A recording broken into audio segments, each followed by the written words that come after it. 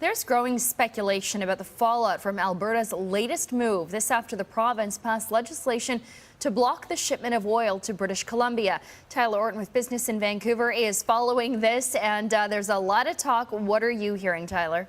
Yeah, well, especially from the BC Premier, John Horgan, not happy with this legislation that Alberta's moving forward with. Horgan says that it's unconstitutional. They'll put forward a court challenge to fight against this. And there are still legitimate question marks about this. I would expect this to be a long, protracted battle in the courts if this goes forward as well. Because keep in mind, this Alberta legislation, it still needs royal assent, and it doesn't automatically turn off the pipes. This just gives them the power to do so if and when it chooses. Meanwhile, we also have the federal government saying that they'll offer financial protection to Kinder Morgan investors affected by delays to the Trans Mountain expansion.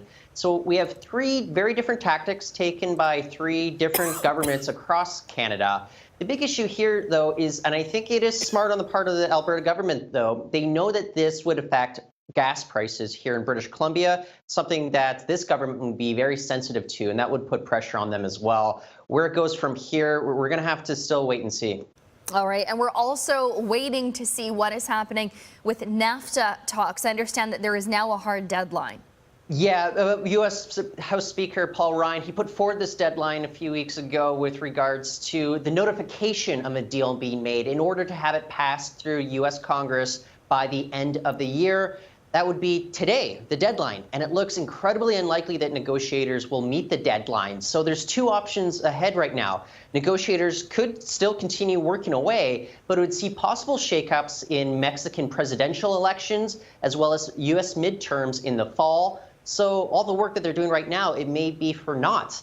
Meanwhile, Trump, he could also just pull the plug on NAFTA, even though he's under incredible pressure from his own party to maintain it. Look, if the free trade deal disintegrates, well, Canada would be deeply affected by everything from supply chains, consumer prices going up, the loonie going down, and business investment going down. This would not be good news for the Canadian economy. Yeah, there certainly seems to be a lot in flux right now. Tyler, thanks for being with us. Thank you, Sonia.